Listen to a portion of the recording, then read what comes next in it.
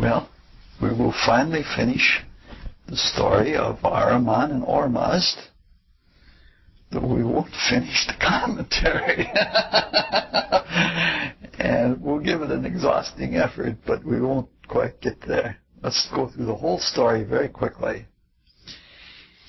In the beginning, there are two spirits, Ormazd, who is the later version of Ahura Mazda, and Ahriman, who is the later version of Angramenyu. They are separated by the void. Ormazd is all good and light and unlimited in time, meaning eternal. But he is limited in space by the void and by Ahriman, who lives on the other side of the void. Only by defeating Ahriman can Ormazd free himself from limitation, his limitation in space, because if he does that, he becomes infinite as well as eternal. Being good, he initiates no struggle with Ahriman, but just lets him be.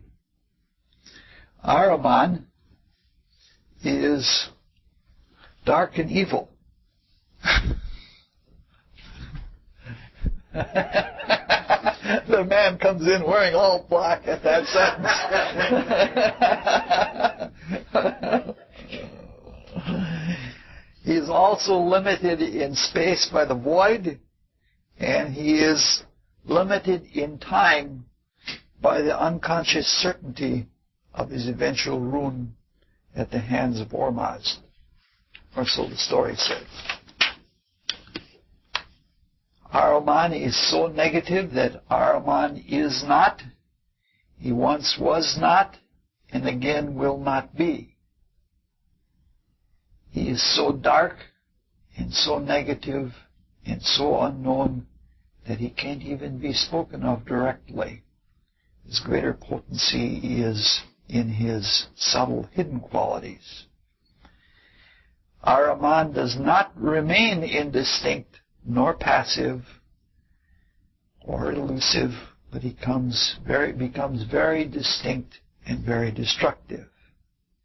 He is known as the destroyer, the accursed spirit, who is all wickedness and full of death. And he's a liar and a deceiver.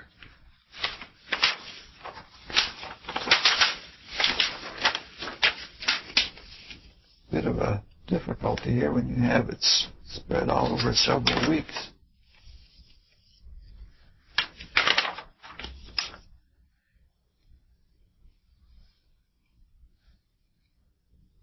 Ormazd is freed from all taint of evil.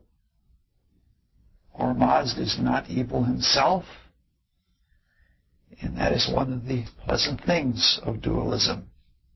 Ormazd does not create evil. Ormazd does not willingly tolerate evil. Indeed, he wars against it incessantly. Not necessarily in the beginning, though. One of the first acts of Ormazd is to limit time and to remove it from the eternal. For he knows that only in time can he struggle with Ahriman and destroy him. So Ormazd creates a time that lasts 12,000 years or 12,000 cycles of some kind. In the beginning, Ormazd knows of the existence of Ahriman, but Ahriman, in his dark ignorance on the other side of the void, does not know Ormazd. In the course of the first 3,000 years, the first quarter, Ahriman discerns across the void one point of light. Seeing that one point of light, Ahriman covets it. He lusts for it, he longs for it, and he determines that he's going to possess it. Now, that's as far as we got last time, yes?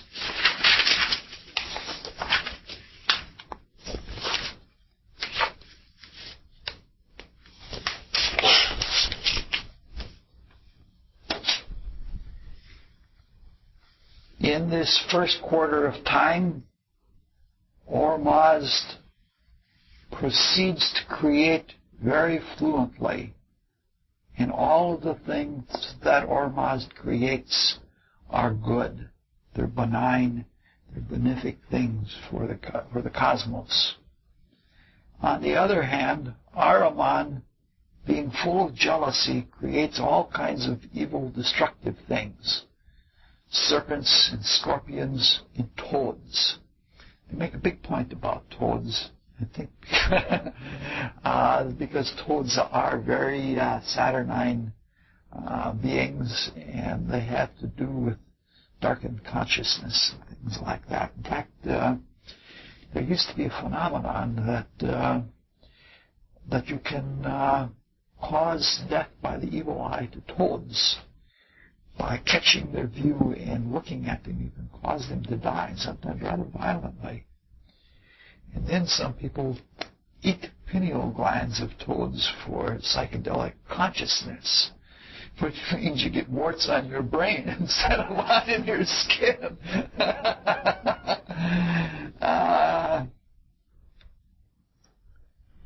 With envy and with lust, Ahriman attacks all the works of Ormazd. And all of his weapons are darkness and disorder and concupiscence. Ormazd knows his enemy has to be destroyed. He has to be overcome. But in his goodness, he tries to avert war.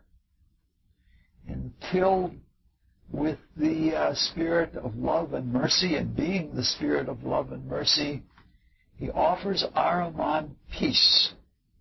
If Ahriman will only agree to praise the good in creation. Agreement and praise are not in the nature of Ahriman. It's not his way. In his evil nature, he believes Ormazd's gesture is weakness. This is a sure sign that he's weak, and in his wickedness he feels, I can overcome this guy. I may win this whole battle. So Ahriman uses his favorite word, no.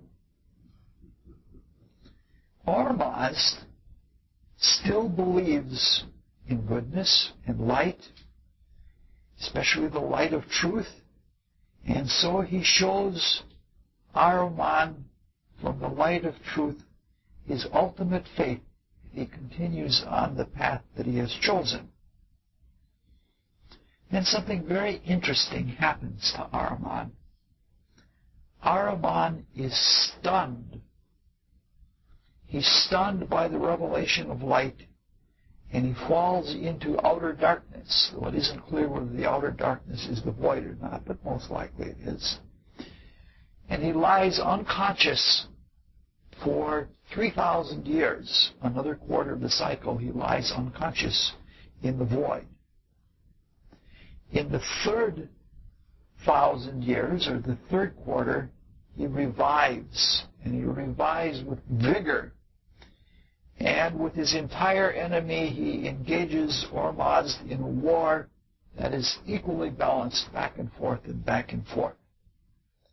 In the final 3,000 years, the last quarter, Ormazd completely surrounds Ahriman and prevails over him and utterly destroys him. And that's the story. It's a 4-quartered story. It's a very tiny little story, very potent. It has influenced a lot of Western culture. It influenced Judaism, certainly influenced the Greeks.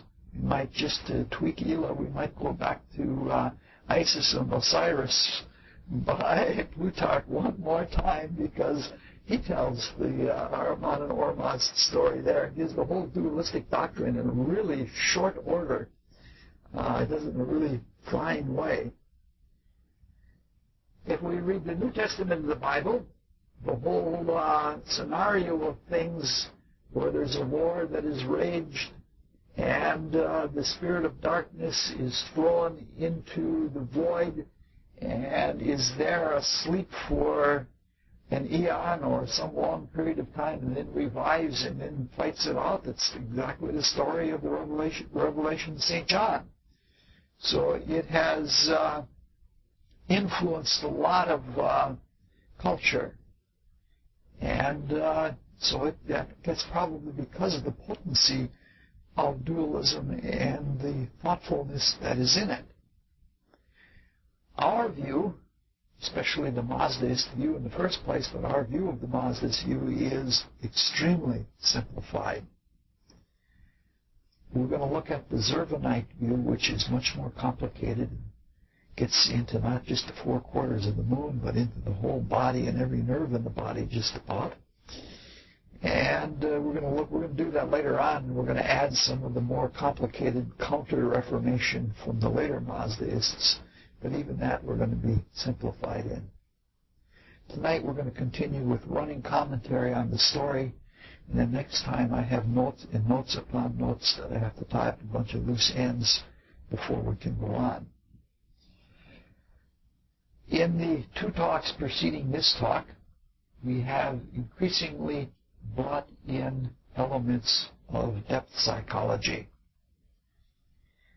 And we've looked at them from the perspective of the Mysteries teachings, and that the trend is going to continue.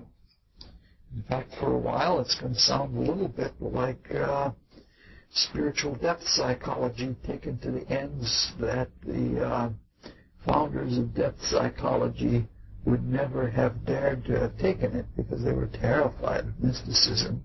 They both, like Jung and Freud, both liked psychic phenomena. They found them very engaging subjects, but mysticism itself, that terrified them. Even though Jung read all kinds of mystical works, he'd take them only psychologically. He had to cleanse them of all of the mystical elements. After all, there might be something beyond the intellect in them. There's a reason for going into all of this psychology, because I think that psychology is exceedingly important to modern mystery students. It's very helpful with our intellect, with our trying to find self-knowledge, to understand the processes that take place in the psyche, because if we have a roadmap of what's going on in the soul, or if we have a blueprint of the way something is supposed to function, something like a schematic diagram, it's easier to deal with things rather than having to confront them directly when they come out of the blue. I think we've said it before that one can attain to enlightenment without psychology just by willingly facing everything that comes our way and giving love to it. But it's much easier if we have psychology, and it's much more in line with our nature. We wouldn't have developed this complex psychology or the character that we have if we weren't supposed to learn it. We have done a pretty good job and are increasing to do so with our understanding of the material world. We're knowing more and more about the elements and how they work in the visible kingdoms. And we know pretty well how our bodies work. We have some illusions about that, but we have a pretty clear grasp of what the material is all about. When we look to the transcendental worlds, the worlds of pure spirit, they're a different case for us. Our experience of them is very clear, but they seem distant. Even though they're closer than hands and feet, the spiritual worlds seem distant to us, even in our highest aspirations. Even though they seem distant, because we're distant from them and are focused in the matter obsession that we have intuitive bursts, and we have occasional higher ideas, and they're very, very clear. They're self-evidently clear. So we have knowledge in the material world, and we have self-evidential experience of intuition in the spiritual worlds. It's in the psycho-spiritual worlds that are between the spirit and the physical that things are complicated. In the realms of thought and emotion, things are so complex and cloudy and convoluted that we don't know what's going on, and we get carried off in all kinds of trains of thought that are not necessarily germane to anything. However, it is through these realms that the spirit must pass if it's going to manifest itself into matter. This is the quality of Hamlet. Hamlet has to overcome all of the diffidences that come from thinking or emoting in order to do what he has to do. In order to fulfill the commands of the Father, he has to take on all of those complex thought forms and do what is necessary. And if there is going to be a spiritualization of matter, that spiritualization of matter has to be taken through those same psycho-spiritual realms in order to come to the spirit and be understood. So, for our lives now and in the continuing creative process, it is very important if we can familiarize ourselves as much as possible with what goes on in the psyche, what our soul nature is like, and the more clear that we can be about it, the better it is for us. Let's begin looking at this part of the story all over again. We want to note a few things. First, there's a psychological difference between the Zendavesta and the greater Buddhism. And that difference is that there is much more subtlety and many more ramifications in the story, and there's much more acceptance of matter, acceptance of it, and a realization of an immersion in it. And this is even with Mysticism, which is more extremely dualistic than the Zoroastrianism that began with the Zendavesta. You might say that the dualism of the Zendavesta was very primitive. We could say it in one phrase: good Ahura Mazda builds sandcastle, bad Andra Main smash sandcastle. You know? And it's pretty much that way. You know, you wonder how something as sophisticated as Zoroastrianism could come out of something like that. In the part of the Ahriman story, or the Ormazd story that we're looking at now, Ormazd has a very fluent array of creativity. There are all kinds of things that he creates, and he has a whole army of co-creators with him. And Ahriman has a reflective, very complicated counter-creation. So it's become pretty thick. In some ways, if we look at the counter-creation of Ahriman, even though they're destroyers, predators, we can look at them in a very positive way. We could look at them as the agencies that maintain what is in folklore called a balance of nature. You know, which in Darwinism, in an economic sense, it's stated in one sentence: it's a dog-eat-dog world. Well, I don't think dogs ever eat dogs, but that's the kind of thing that they have.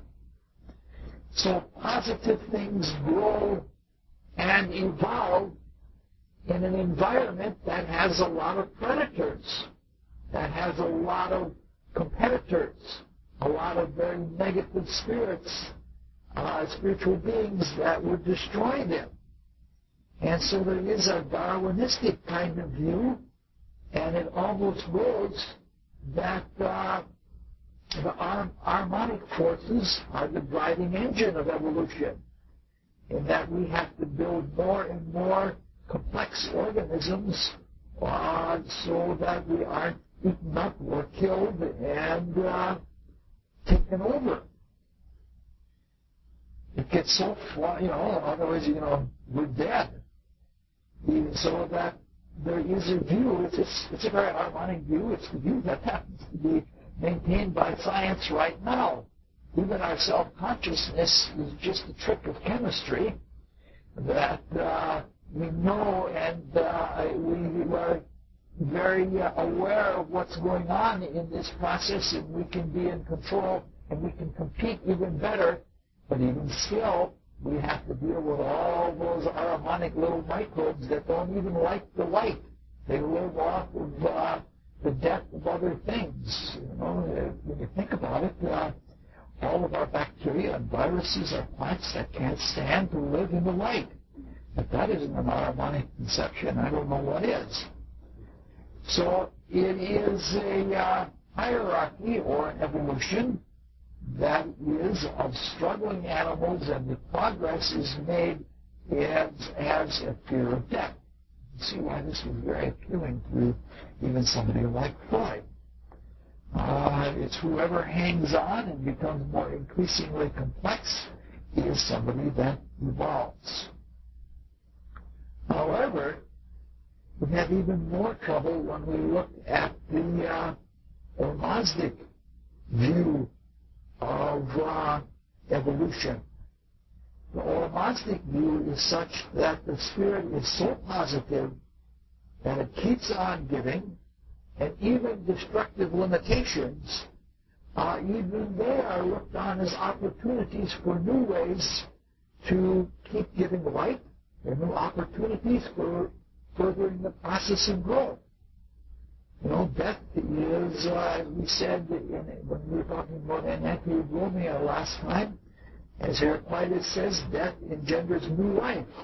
That's again giving all of the credit to death, but death is just seen as a way for life to express itself in a different way. The Ormazdic view is exceedingly positive. It's inspiring and it's uplifting, but to us it sounds naive, and it sounds simplistic, and it sounds Pollyanna. The whole idea that really you just keep on giving life, and you keep on giving light, and when Ormazd makes the offer to Ahriman, he offers him peace, and he offers him coexistence, and he offers him the opportunity to continue to live on and on. To us, this sounds naive. It sounds unrealistically good. It's as though Ormazd is some kind of diffident, feeble-minded, soft-hearted, or better, soft-headed, goody-goody person. It makes it sound like Ormazd is the ultimate liberal appeaser, unwilling to enter even into necessary combat. This in the face of the fact that he knows what the result of the combat would be, that he would win. It really makes, this is, when we look at it, this seems terribly silly. It seems almost like Dostoevsky's Prince Myshkin, who gives away just about the whole shop. But the reason it works this way, I believe, is because we are deeply immersed in matter. And we have taken on the harmonic selfishness, and to us it seems realistic to go bam, bam, bam and take on war. And it seems childish to try and be like Ormazd, even though Christ says, unless you can come to me, you have to be like a child. So there's no doubt about how harmonically negative we have become, because the story seems too unrealistic. It seems to not at all take into the account the question of evil. It seems like we're obsessed with evil, like we have to, we feel like we have to destroy it. That's the way it goes. So, like, a large part of this country think that Kofi Annan and Bill Clinton, because they have agreed to this deal without wanting Saddam, that we're going to have to pay for it. You can't be that way. You have to hammer. So it follows naturally that the character of Ahriman would say no. Why settle for peace with somebody who is weak, somebody who's going against his own knowledge? He knows a victory is there. So there is much more integrity in fighting. In fighting with a weak and indeterminate enemy than just agreeing to a peace. And that thing happens that's going to occupy us all the rest of this evening. Ahriman is shown the truth of what's going to happen, and it stuns him for 3,000 years, or for 1/4 of a cosmic cycle. Now, Ormuzd sees the same truth, and it doesn't affect him. In fact, the only way it affects him is that he extends himself even further, knowing this truth and acting out of goodness. It seems foolish and dangerous to do so, but the knowledge of the truth of victory is not enough for him. He has to go beyond that. So he isn't stunned at all by it. So it is this topic, the stunning of Ahriman, that is so fascinating. It's a story that is, it has all kinds of ramifications in other ways. It's a very powerful force, the force of truth, and misunderstood if perceived incorrectly. There are a lot of other stories that are like this. I can remember when I was a very young man, barely even that I could be called a man yet, I saw a Twilight Zone adventure about this man who goes to something of a prophetess, and she tells him that he's going to die, and that he's going to die at the feet of a lion. And he thinks to himself, wow, this means I can do whatever I want to do. And he just gets wild and reckless and does all these crazy things, and somehow nothing harms him. He keeps getting wilder and wilder and wilder, and finally he gets drunk, and he falls, and he rolls down a long flight of stone steps, and he falls dead at the feet of a stone lion outside of a large building. That's not the only case of that.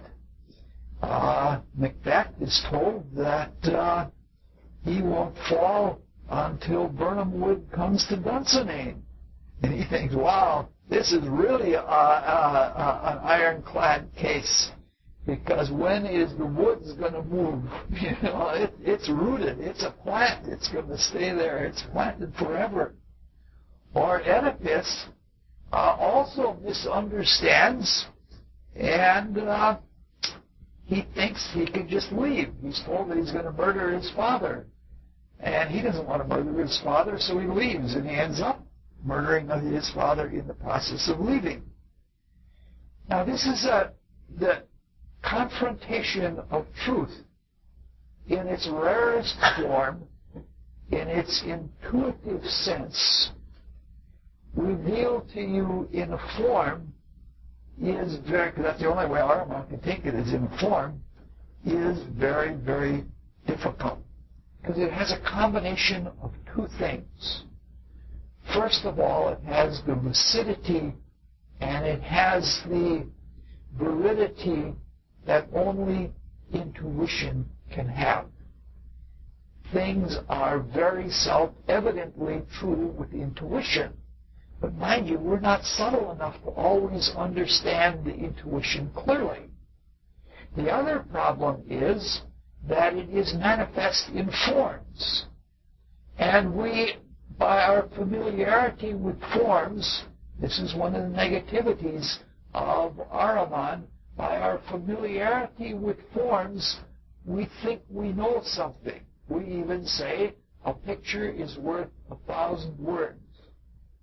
Give me one word of power and you can have all the pictures you want. Pictures are wonderful, but we take for granted the meaning of them.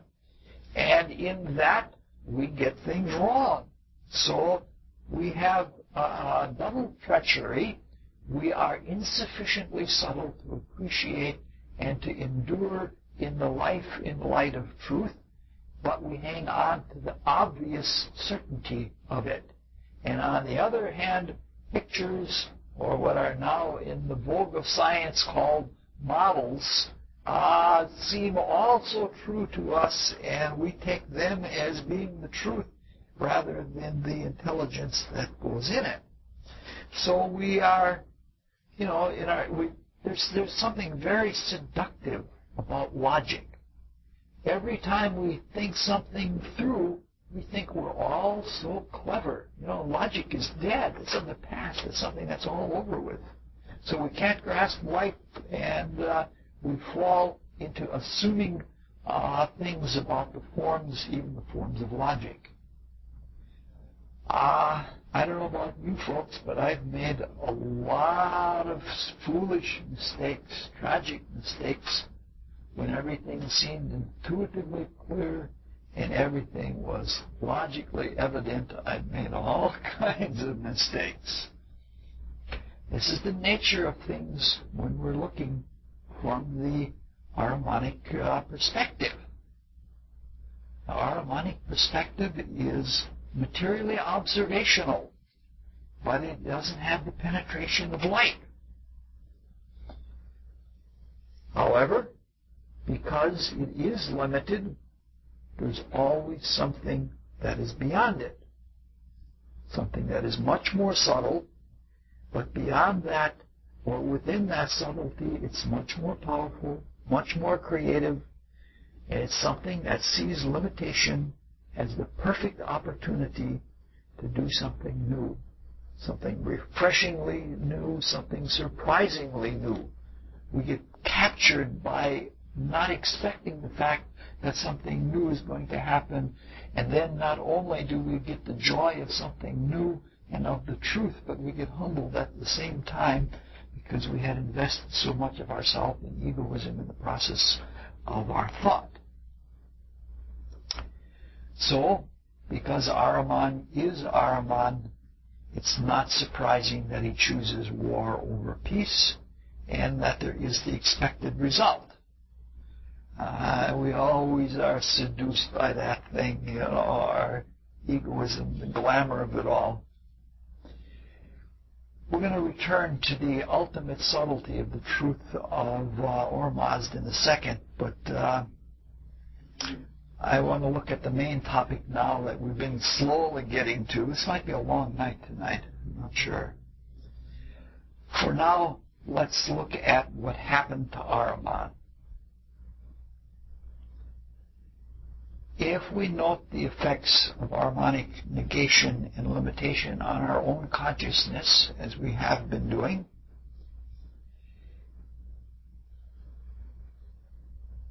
and the result of our fall into negativism, which is much more a fall into an attitude than it is a fall into matter. We've fallen into negativism and materialism and egoism. We've said some pretty negative things about Ahriman. And saying negative things about Ahriman is a dangerous practice. In a way, it almost amounts to worshiping Ahriman. Being negative about negativity instead of accepting it the way Ormazd does and living and giving to it means you are caught by negativity as long as you are negative about it. We have that from the testimony of Christ, who says, resist not evil. Probably the only thing that is worse than hating Ahriman, or than hating negativity, is fearing it. At least with hating or fighting against it, you initiate or inaugurate causes, and those causes will eventually be rendered positive in the experience of all things because you're doing something. But fear is a sickly thing. It's a passive thing. It's very, very deathly. The sins of omission, the sins of not doing, are much, much worse than the sins of commission. So strange as it may seem, all the rest of the evening is going to be a peculiar pain of positivity to Ahriman. We're going to talk very positively about Ahriman and be doing that. We're going to try to emulate Ormazd. We're going to try to offer peace. We're going to try to offer light and genuine love. Because that's the best thing that we can do with darkness. And because maybe Ormazd is weak. We'll come to that later. So we're going to look at the stunning for the rest of the evening. And we've opened up something here that's, again, huge, huge, huge. And we're not going to get very far with it. It means that we have to examine the cycle of waking and knowing and of falling asleep and forgetting. And what happens when we fall asleep and what happens when we wake.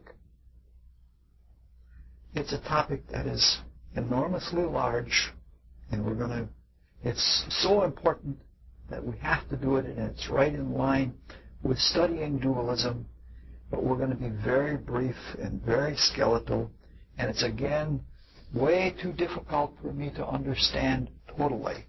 This has been a total year of humiliation for me because it seems like every week I'm trying to take on another task that I don't completely understand, and every week I get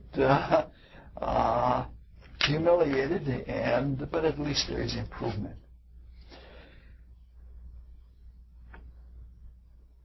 The idea, mythically, of being stunned and awakened is one that is very common in other myths, only it usually takes other forms.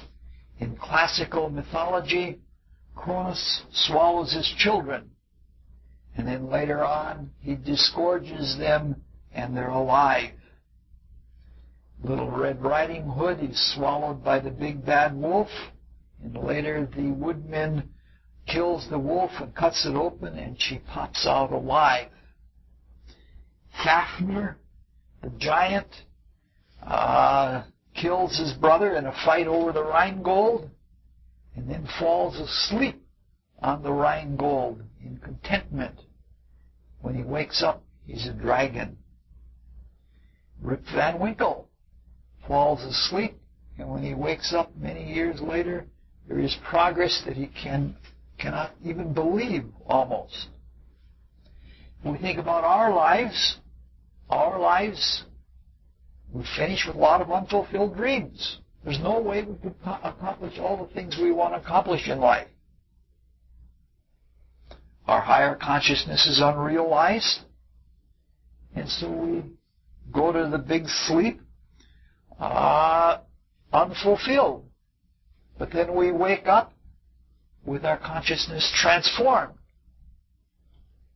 The phenomenon that we're ultimately going to talk about is repression.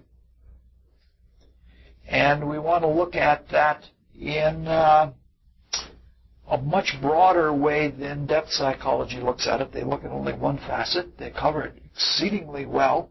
We're going to look at it in general, but we're going to have to deal with it by looking at a lot of other things first. For me, there always has to do this, this, and this before you get to what's there. Otherwise, there wouldn't be any talks, I guess. In the beginning of the story, Ahriman awakens to the pinprick of light across the void. It is the light of Ormazd, or in some ways it is Ormazd himself. That's a debatable point. But Ahriman covets the light. He wants to possess it. He's jealous, and he creates a reflective kingdom. And Ormazd offers him peace and coexistence and working together, all from the goodness of his own heart, if Ahriman will praise it. Ahriman, true to his nature, says no. In his compassion, Ormazd shows him the light of truth about what the consequence of his deeds will be, and he's stunned. He revives and he battles for the last 2/3 of the cycle. Let's begin in some phenomena that we know or that we hear about in the cycle of knowing and forgetting, or knowing and not knowing. Let's take some just to review the mysteries and to become familiar with the problem. Let's look at some very simple questions. What happens when we fall asleep? Or better, why do we fall asleep? And when we do fall asleep, what happens? And what is the consequence of sleep when we reawaken? We're going to be extremely light and extremely fast, and we're going to assume that everybody knows all of this and that we're reviewing it, but we're reviewing it with an eye to the cycle of light and darkness, of consciousness and unconsciousness. We'll try to look at it at 3 levels, 2 very phenomenal, 1 very unphenomenal and very unearthly. So, we'll begin by looking at why do we fall asleep. Every day we get tired, we make more mistakes, and we're weaker as the day progresses. Less awake. It's not only a physical weakness, it seems to be psychological, because as the day progresses, we get silly or crabby, or frustrated and angry, and most of our worst character flaws come out when we're very tired and because we don't have as much control. When we get really tired, we fall asleep. But what is falling asleep? Or why do we fall asleep? Well, seers who are trained and who have studied very, very clearly the phenomenon over again and again and again for millennia claim that we are spirit, that we are foci, or spiritual beings of truth. So we are truth knowers. And that we have a whole chain of special purpose vehicles of consciousness between this, our physical existence, which is the end of the line, the test ground, and the spiritual knower. There's a whole chain of vehicles. There's a vehicle that is composed of thought that we call a mind. And it does the thinking, and it tries to know the rational truth of things, and takes the stuff of spirit, and by concentrating it in the thought process, creates with it. There is a vehicle of emotion and desire, of feeling, that motivates action, and it introduces us to a world that's filled with colors of feeling-toned experience. These are basically inward or inner worlds because one experiences them in an inner way more than outwardly. That is, their greater truth is not in the outer form as much as in the inner meaning. Between these inner bodies and the physical outer body is a vehicle that is quasi-inner and quasi-outer. It is a vital body. It is what vitalizes our physical, allows for the ability to grow, the ability to move, and to transmit things from the outer physical back to the inner soul worlds. The desire body and the mind don't even belong to the physical world at all. They belong to worlds that have their own laws that are different than this. And despite what they might try to tell you in catalogs, there are no machines that can see the desire world or that can see the world of thought. Yes, some etheric thought and emotional forms can be seen by machines, but they are etheric and they are not the emotional vehicle or the mental vehicle. The vital body is named by function, and it does. It gives us vitality. It carries our perceptions around, and it does that. But the vital etheric realm is part of the physical realm. Not as much as science thinks. It is subject to some of the laws.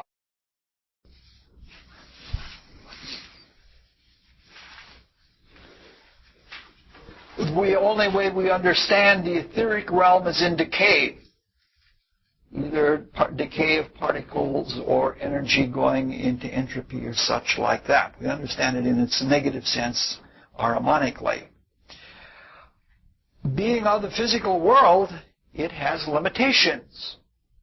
And even though the vital body could, in your vital body, you could walk right through the wall or the refrigerator or whatever is in this room, and it has a lot of energy, but it does have limitation. And because it has to carry around the dense body and enliven it, which is sort of like carrying around the stone, we tire out its capacity. We no longer, after a while, can express the will to live in a vital, active sense. And the fact that we are perpetually in the tension of egoism doesn't help anything any. We could have the strength of madmen, where it takes about 6 or 7 people to hold a little tiny madman down, if we didn't have all of that ego, or if we didn't have the ego that the animals had. We could do amazing things. We might even be able to physically fly if we didn't have all of that. But anyway, the fact of the matter is that eventually the spirit, working through the mind and the motivating emotions, tires out the ability of the vital body to manifest through the physical. And so what happens is it withdraws. And when it withdraws, it takes its consciousness and puts it into the higher inner vehicles and leaves the physical behind. And because our inner vehicles are not yet very highly evolved, they're not very strong, they're not very organized, and because we haven't learned to transfer the consciousness from the physical to the inner vehicles, we lose consciousness. We say we fall asleep. So basically we fall asleep because we no longer can sustain the will to stay awake. Now this little cycle is part of a much bigger cycle, which we're mildly familiar with.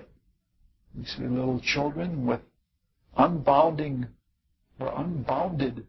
energy that they grow up to a robust adulthood, but as life goes on, we have less and less capacity to be able to function actively. What begins as a very soft pliable body becomes harder and harder the more we take on the responsibilities of the world. The more we enter the world and become worldly, the more we ossify, until old people have brittle bones and the skin seems more like lizard skin than it does like that soft skin of a baby that's transparent almost. Like the ears of an infant are just soft and quite something. Fortunately, we become wiser from experience, so that even though we are less capable of physical acts as we get older, we have much more wisdom and we have much more self-possession, so that we do much better. But eventually, the will to live, which is expressed in the original archetype of the thought of the life and all the vehicles necessary to express that life, eventually that will runs out and everything quits going forward and quits going on. So on a higher level, death and sleep are analogous in that in both cases the will to be able to express life and to express creativity is exhausted. So let's take the highest level. Let's go even beyond God. Let's go to the supreme being, the most elemental being of all, relative to the absolute. It may sound blasphemous, but I don't think it is unreasonable to extrapolate that the Supreme Being gives itself utterly in the light to everything in creation. It manifests more and more light, and it may sound blasphemous, but even though it is to us so ultimately subtle and like the ultimate perpetual life, eventually it expends its will to be and it passes into the absolute in unconsciousness, or just lets go. Now, this may sound outrageous, but this is in fact with a lot of what the deeper seers claim takes place. So in a very simplistic way, we have answered the question of why do we go to sleep. We go to sleep because we have expended everything that we have to expend. We have given our will to the utmost and we are exhausted. All right. Let's move on quickly to the second question. The third question we answer really quickly because you never believe how many hours I put into this. Our second question is what happens when we lose consciousness, or what happens when we go to sleep. We'll have to be even more abbreviated here. When we go to sleep each night, the seer scientists claim that we take the consciousness in the higher vehicles out of the physical. And when they're out of the physical, they are one at least, but usually several steps closer to God. And the life and the light and the wisdom and the purpose for everything in those far less limited worlds emanates and radiates and pours itself through everything. And what happens is that when we let go of our personal identity and in the obviousness of that, that wisdom changes our perspective. And so to speak, when we have a change of attitude, even though we're unconscious, when we have a change of attitude, the kinks automatically come out of our soul nature, and we become more like we intended to become in the first place. When this is done, the spirit takes its responsibility, and when the higher vehicles have their higher intention, they realize that they need the physical etheric in order to carry out things to the last final detail. And so they begin cleansing and purging the etheric body, which gets harmonized, which in turn cleanses the physical. And if there's some energy left over, we get to work as invisible helpers. We do service work, and sometimes we get to learn things about living better lives. Unfortunately, sometimes we can't even do that work because we have so much tired our body by nervousness or by personal indulgences that the spirit and the higher vehicles, even with all of the love and wisdom cosmically flowing through everything, all of that isn't enough and so we wake up tired, and we're not that much better off. Now, all of this sounds like a fairy tale, but this is what you expect in a mythology class, right? You expect far-out fairy tales. But it's important to consider it, because we have a big illusion, and it's the same illusion that Ahriman has. And that illusion is, have you ever been in an argument with somebody where they're set on an idea because they know that idea is right, but they can't see something greater, or they can't see something alternative? That's what we're like all the time. There's nothing wrong with our consciousness. When we're awake, and we're seeing truth, and we're seeing reality, and we know it. But that isn't the whole picture. More of us is asleep than awake. We're thinking thoughts on higher levels, we're having emotions on higher levels and understandings, and only once in a while that they break through, only once in a while do we understand what we've been doing all along. Plus, the spirit is taking care of our body. Something's doing the digesting. Something is taking care of all of the functions. So it's really, really important for us to understand that as wonderful as our consciousness is, more of the work of the self, we are unconscious, like we have just a little island of consciousness right now.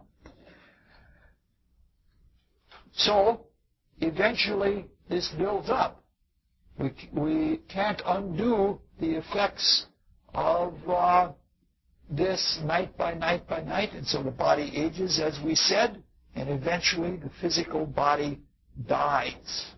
We're going to have to be even more conspectual here because we have little time left, and we could get really big.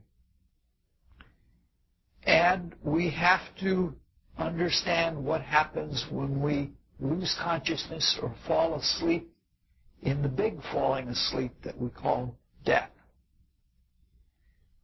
The spiritual scientists claim that the first thing that happens is that memory is activated in a phenomenal way. And how to look at it? Let's look at it by the opposite. From childhood on, we look forward. We look forward to the kids who are above us. We look forward to going to school. We look forward to driving the car. Unfortunately, some people look forward to when they can drink. And people look forward to the first real job or toward a promotion or toward having kids, until this goes on all the way through life, until the only thing that we have to look forward to is death. Somewhere along the way, usually in the most pronounced fashion, when children are born, we begin looking back.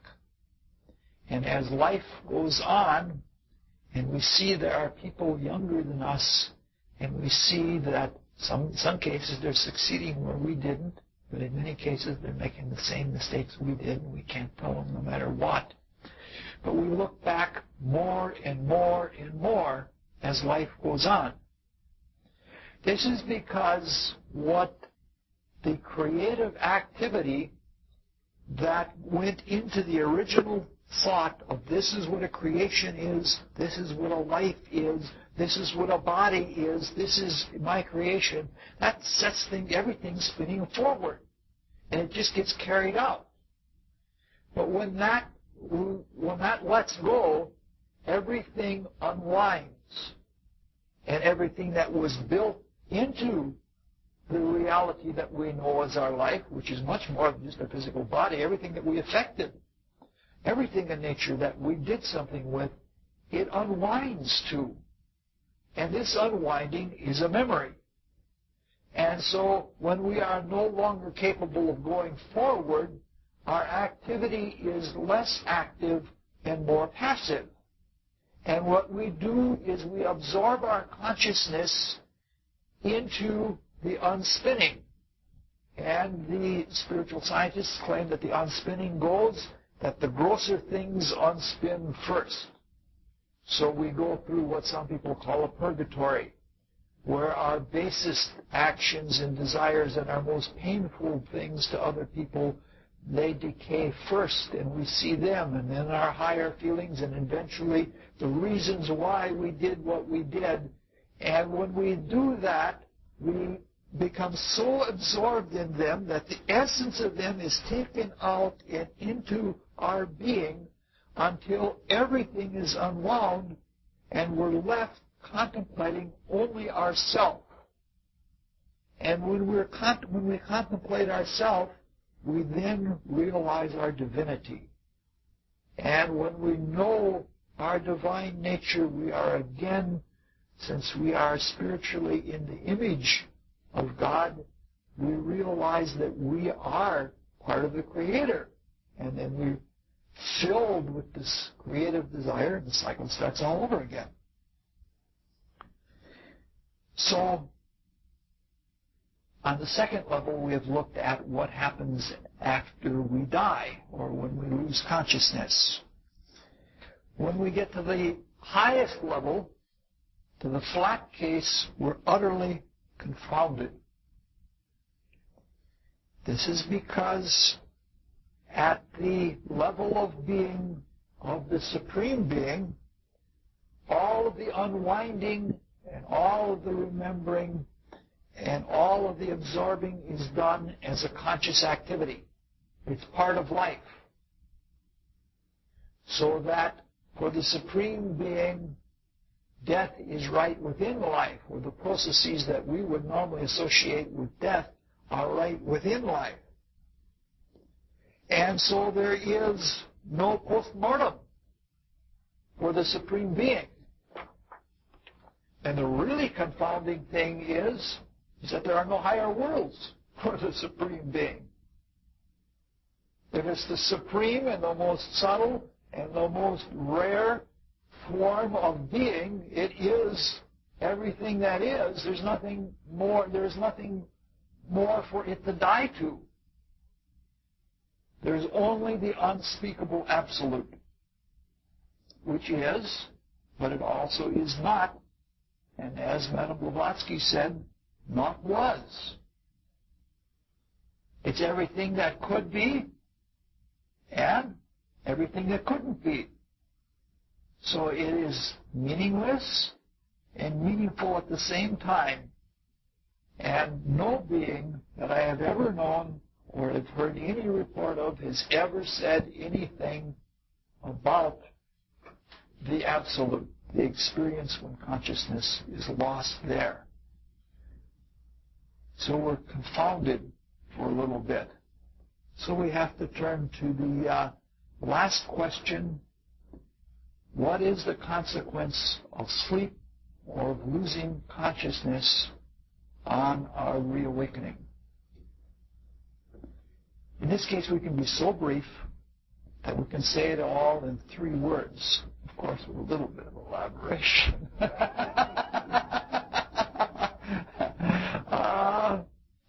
I'll even give alternate words. One is progress or improvement. Another is newness or novelty.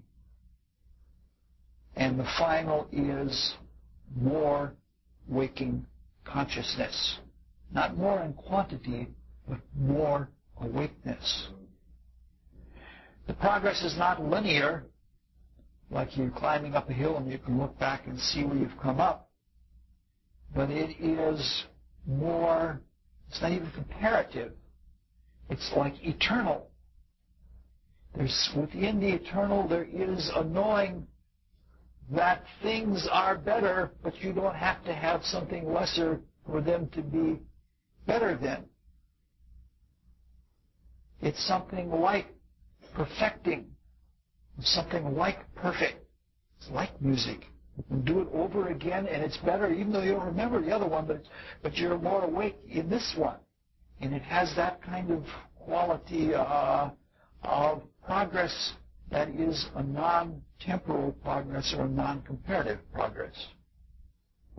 Newness also has a sense of history, but it's not an Ahrimanic history. It's not a history like, my car now has so much rust in it, or something like that. It is a newness that is just a wonder in itself, that it's new. And the waking is, again, not historical. You don't look back and say, I remember when I was so stupid. But it's like you're saying, yes, this is, I am more awake now than I've ever been before. So there is something then about falling asleep and what happens when we lose consciousness, so that when we reawaken, there is improvement, there is newness, and there is more waking consciousness. All right, we've looked over the preliminaries, and now we're at the real question. Why the Ahriman case? It's a stunning question of Ahriman. I have it written down in a way that can be read. If dying to form and coming to life in light results in all levels in greater awakeness, why is Ahriman stunned by the light? So if we're more awake when we die, and if we're more awake when we're asleep, why does it happen with Ahriman that he's stunned? You can take the simple answer and say, well, if you're associated with the physical body, you're not more awake when you're asleep. But that's playing with words. Let's look at one more cycle so we can try to understand this in terms of the level or the consciousness of the soul or the spirit working through the psyche.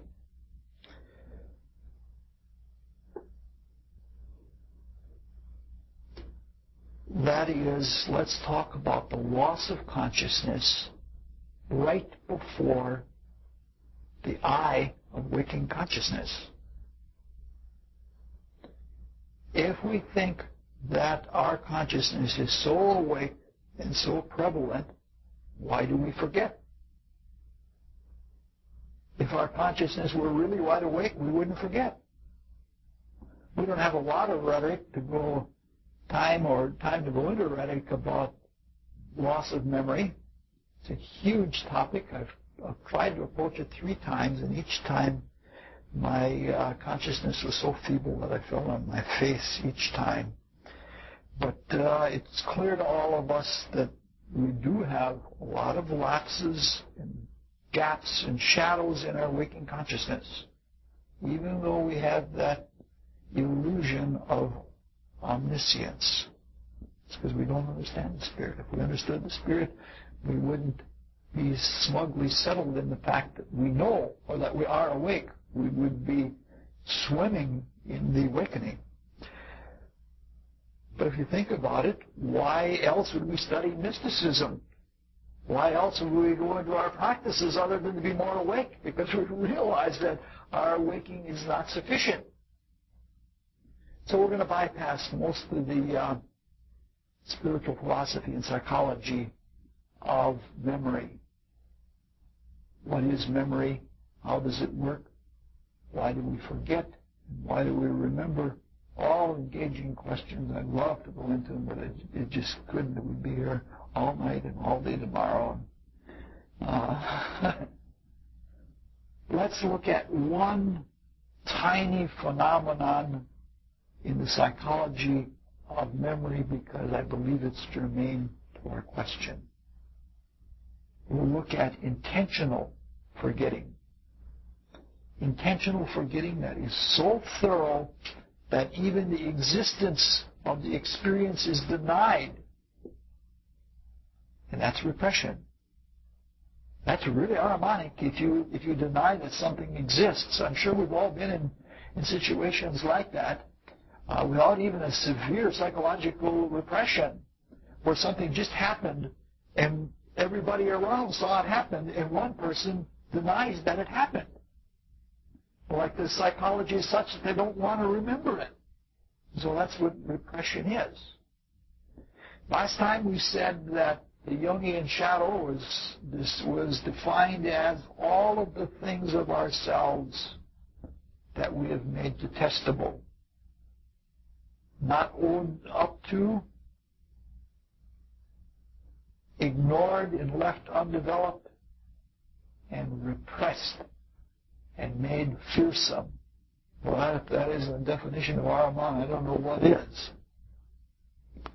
Looking from the mystery's point of view, we said that the dweller of the threshold was all unredeemed thoughts, feelings and desires, actions and experiences that are by our own admittance not procreation, not pro-life. From a spiritual point of view, repression is only made possible by the fall. If we didn't have an unbalanced, ignoring, materialistic, partial consciousness, there could be no repression. We could have memory loss, but not repression. If we didn't have a divided self, fighting for the consciousness or fighting for control of our being, with the lower taking or abrogating or usurping control to itself, there could be no repression. Repression is a phenomenon, an intentional phenomenon of the lower nature or the lower self. So let's look at that really quickly. The claim is that in late Lemuria and early Atlantis, when we were coming out of an animal-human state into a human state, that we stratified our desire natures. And the intent of this stratification was to have a leveled creative consciousness. It's another topic that's too big to go into. But in this stratified desire nature, the higher part of the desire nature was drawn together with the lower mind, the concrete mind, especially the reflective concrete mind, which acts by cunning and with automacy. And into this was reflected an image of the true spiritual selfhood. And this was done by intention, because once we, after what is called the fall of humanity, the fall of humanity is when we made our first willful action all on our own without being guided by the gods, by the angels, by the Elohim. The first actions that we did on our own. And when we did that, when we took the active process into our own being and did it on our own, we then became fledgling gods. Unfortunately, we did this with selfishness. So here we were in a fix. The gods had to respect our divinity, as fledgling as it could be. They're all like Ormaz. They couldn't ram us anymore. They couldn't lead us around because we said we're gods. But on the other hand, the spirit was not yet strong enough because we jumped the gun. As we said last year, the spirit was not strong enough in its control of our soul nature and of our physical. And so it was sort of, like an awkward person trying to run marionettes. So something had to be done to take care of the physical body. And so the lower self was created as something like a personal group spirit that looked out for its own until the spirit would take over. Unfortunately, because we acted with selfishness in our first acts of creative being as humans, our whole lower nature became permeated with selfishness. And it tried to take over. It tried to take over all for itself. So we're a very selfish being. And there is a realization, it's a very treacherous, a very ironic realization. We recognize that matter is opaque, especially since we lost the insight, we lost the clairvoyant vision. We realize that there is something opaque and there's something hidden. We have the experience but not the meaning of the experience, so things are hidden from us. We start using this, we do whatever we think we can get away with. As long as nobody sees us, we get away with it, right? But when we do that to our whole soul nature. We hide things from ourselves. However, there comes a time that we have to really face ourselves. To face God, we can't help but to be ashamed. So we take the process and we say, it doesn't exist. The reason we are not more enlightened is because, to a large extent, we're saying it doesn't exist. We're pushing it all down. Now, we just said that the realms of the psyche, the soul realms, the desire world, the world of thought, and even the etheric world are alive. The physical world is dead by comparison, very dead. Psychic content is exactly as the psychologists say it is. It's live. If you have something that you have repressed and say it isn't there, it can come back years later exactly the way it happened. If you've had a feeling and that feeling was a strong feeling, and no matter how much you try to cover it up, boom, it comes out and it's live. So it's not just a matter of pushing things down, putting the lid on, and then it's all taken care of. You've got to sit on the lid because more and more things are repressed.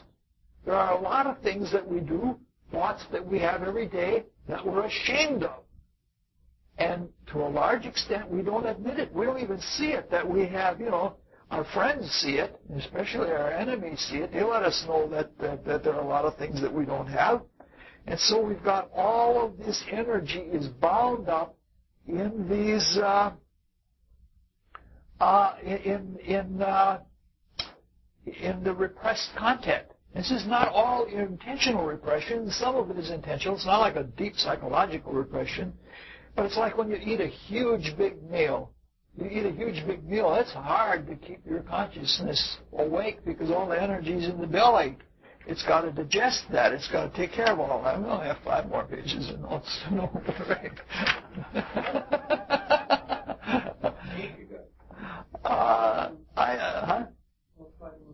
Yeah, we're going to have to go on to the second tape. There's no doubt about it. So what happens is, just like the tiring phenomenon, the content of untaken care of or unresolved psychic material keeps building up and up. But the ego diminishes in its capacity to hold it down. Now, there are a lot of things, in the case of psychological repression, that there are things, usually things that we want very much, but we're told by society that they're bad for us, and some of them are bad for us. But that doesn't take away from the desire. And so we shove them down, and there are things that we want to act out, there are things that we want to live, and we hold them down. Eventually, they cannot be held down because of the amount of energy that's in them, and because the spirit behind is pushing. As the spirit knows it's there, it wants the full experience. It wants to know everything. So you got this energy that's trying to rise, and then as a sort of how would you call it, an overdrive effect from underneath, there's something more trying to push more to light. And eventually everything does burst out. And it bursts out, in the case of true psychological repression, it bursts out in hysterical behavior. Like if it's something that you always wanted to slug somebody, suddenly when it starts bursting out, you'll be pounding all over the place only because it's very personal. Because it's very harmonic, it's all your own. The actions are very personalized. They're very stylized. It's hard from without. Like, for example, the Freudians and even the Jungians report the same phenomena, that people who have sexual desires, that in Victorian times they were told, no, that's not good, that they start breaking out into hysterical behavior where they go through copulatory motions. And they don't even know that they're doing it because this stuff is being forced to the surface, and it's a very personal thing, and they may even be naming names, and they may even be saying things out loud and not even knowing that they're doing it because it's repressed and it's been turned into something else. Eventually, a long, slow healing process can take place. It involves confession, admitting behavior, and transforming it or fulfilling it in some way or another. If not in the direct act itself, in some other kind of act. Now, if you see somebody who is repressed, or you see a person who's acting ignorantly and can't see the obvious truth of the bigger picture, that's a pretty negative thing. It's a very sick state among all human beings. Probably the gods are up there laughing at me right now for not being able to see the truth of it all. Now, this whole view that we've been giving of an intentional forgetting, and intentional repression, and intentional hiding so that we even fool ourselves, we lie to ourselves, this is a very negative view of it. There has to be some light in it. There has to be something of Ormuz somewhere. I don't believe that there is any phenomenon or any process anywhere in creation that is thoroughly negative. Because if something is only negative, that is succumbing to Ahriman right then and there. If you start thinking that way, you can't ever accomplish something. negative thinking. You say, I can't do that. Because you say you can't do it, you won't even try. It isn't Ormazd that defeats Armon, it's Armon that defeats Armon. So the question now becomes that we understand the phenomenon of repression. We say, where is the light in repression? Last time I mentioned two of the best talks I've ever heard in my life by a poet named David White, called Images of Fire and Images of Water. There are poetry books by the same titles, but they're nothing compared to his speaking. His speaking is phenomenal. It makes me feel like I'm like a little kid speaking gibberish or something like that, because the man is so effective and so perfect as a speaker.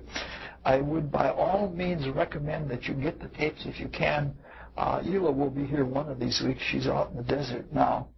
But we can get the data from her. And it might be worthwhile to hear a really good talk. I paraphrased his experiences where he talks about getting the blues and being depressed. As amazing of a man as he is, he still has depression because he has sincere feelings. And that this depression pushes him down.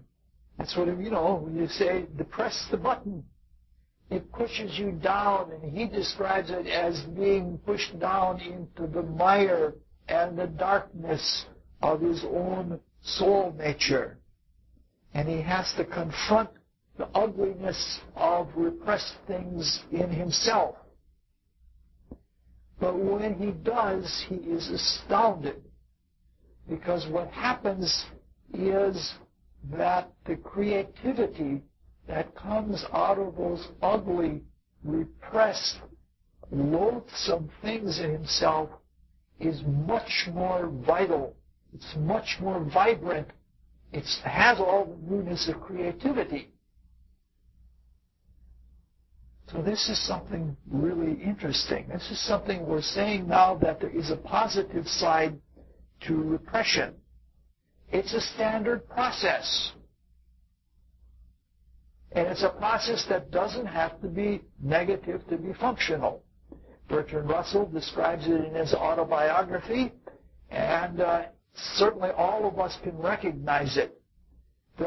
We have experiences, and we sort of ponder on those experiences, or sometimes we don't even ponder, or sometimes we do a major study, and then 2 or 3 years later, boom, it starts coming to light, and this is part of the creative process. There is an incubation that takes place when the information or the experience that you have put into yourself not only gets transformed and comes back so that you know what it means, but it comes back in such a way that you can effectively create with it. Now, one could say that what is happening is that this is the same thing that happens when you go to sleep or when you die. That this information is taken back into the more spiritual realms, and it is processed there, and it is spiritualized, and when it is brought to light again, it is more creative. That's true. It's very true. But then the question comes, but what about the Supreme Being? What about on the level where there is no higher creative spirit?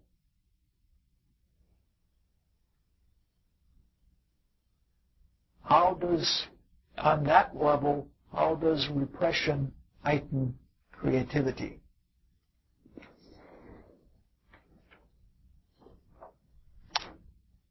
Actually, we're back to a point where we ended a talk several talks ago.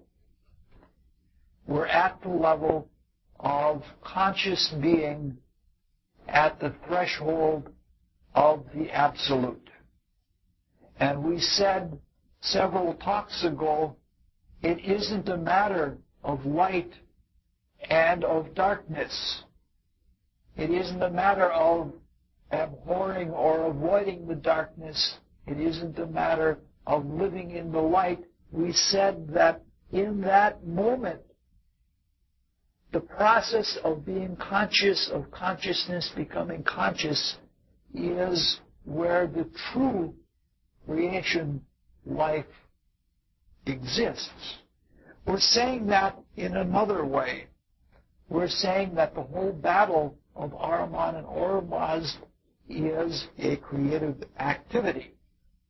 But when this is viewed, the unconscious part of or the unconscious of the absolute, as seen from the consciousness of Ormazd, is in a way Ahrimanic. And what is involved is Ormazd keeps pouring light into the darkness, even though the darkness knows it not.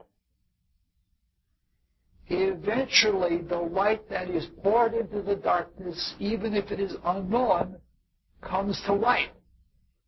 It has something to do that there is something about the negative, even of Ahriman, or of the Ahrimanic aspect of the absolute, that in giving light to that darkness or to that negativity, it brings more of the light out of the light.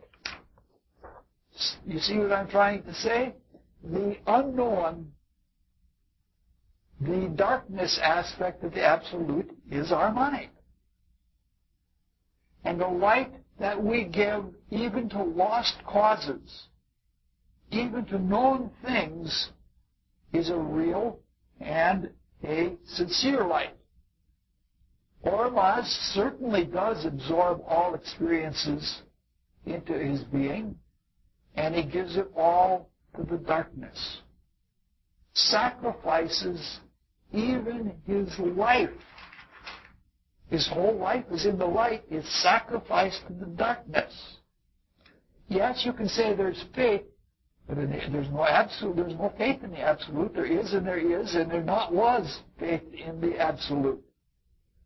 But this goes even beyond faith. It goes beyond the knowledge, the certitude of knowledge that Ahriman is going to be defeated. It goes beyond faith. It is a gesture, I don't know how to say it in any other way, for a dream, in order for the dream, the playing make-believe for keeps, for it to be realized, there has to be utter and absolute and total sacrifice. And there's something about that sacrifice. So there's something really holy in negation, so that everything in the giving of light to negation, that the light becomes even more so. We're not saying that we worship Ahriman, or even the absolute, because that always leads to the worst kind of madness. Because in worshiping something, you materialize it or you objectify it, and in so doing, you're trying to do something that is almost an impossibility.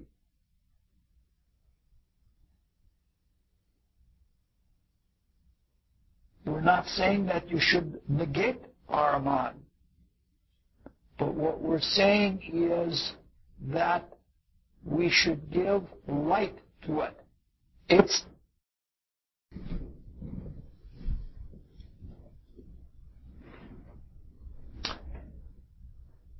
There's something, oh boy, now I got a hard time coming back to my Ormazd offers peace and offers light and offers the truth to Ahriman, even knowing the consequence of it. So it is an act that is beyond knowledge, it's beyond faith, it's really Pollyanna. It's thoroughly unrealistic. And that is where the magic, so to speak, is in it. It is that the creation is, or the creation, or the waking, or the making of consciousness is that way because it is given to something that is so impossible, something that is so negative that it doesn't seem that we can do it at all. We're not saying that evil is okay, even if it's redeemed. Active evil will always be redeemed. We're not saying it's okay because it's highly inefficient to do things from selfish motivations. When we're saying positive things about Ahriman, we're not worshiping it, we're not fighting against it, and we're not saying it's even okay. We're saying that Ahriman in its ultimate essence, in the absolute, represents something that is so absolute that the negativity to the positive makes positivity even more positive. I don't know how to say it any other way. This applies whether it is a darkness of the unknown or whether it is matter itself as the congealed unknown. By giving ourselves to matter and pouring our life into it is the way we're going to bring it to life. It's an act of faith or beyond faith. So we're saying that it's necessary to sacrifice. And to sacrifice when there's no hope at all, and we're to sacrifice that to darkness that is for its own sake. And the beauty of it is that when life is born, even in something utterly futile. So in this sense, Ahriman then represents, which in the last line of Faust, Goethe quotes as the infinite feminine continuously leading us on. So that in the process of stunning Ahriman, it is a process that is like repression, but repression is part of a much higher act of giving oneself, giving the light to the darkness. We could say a lot more about this, but that's about as much as I've got to say without it becoming even more shallow. Next time we're going to pick up some odds and ends, and then we're going to go to Zervanism, which is really juicy with all kinds of psychological things in it. Questions? Surely everybody must have questions. I have. Giving the light to the darkness or giving light to the darkness? I guess light would be better than the light. But at that point, when you're talking about a one relative to non-being, the article is not completely out of place.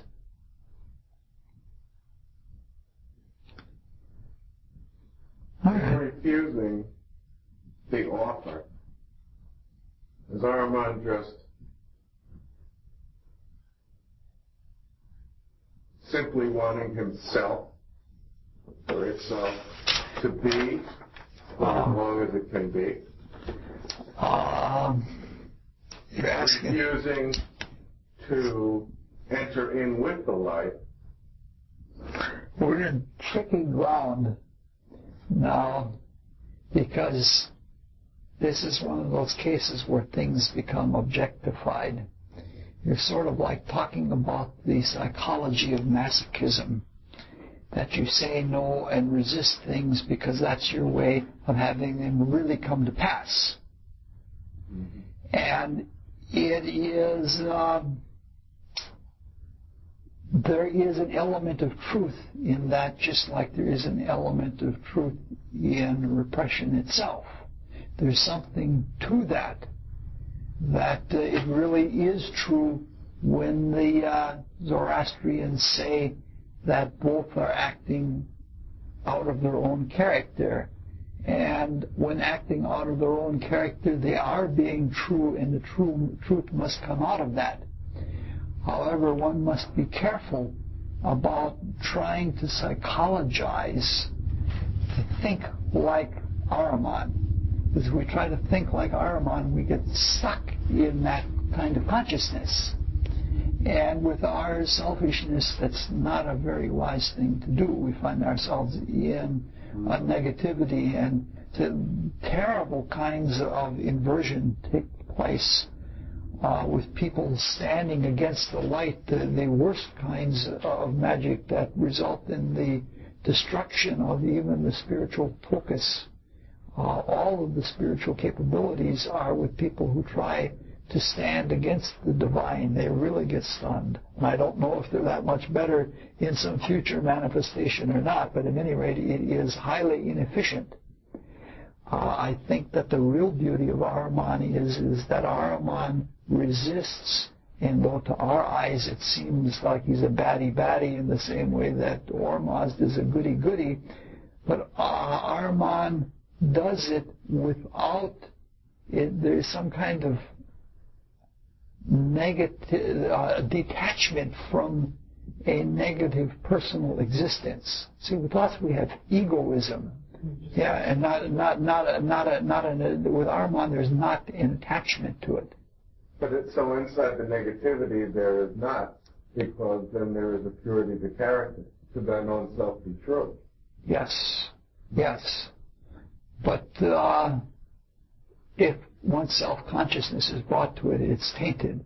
It's, you can't, once you are self-consciously negative, it is tainted.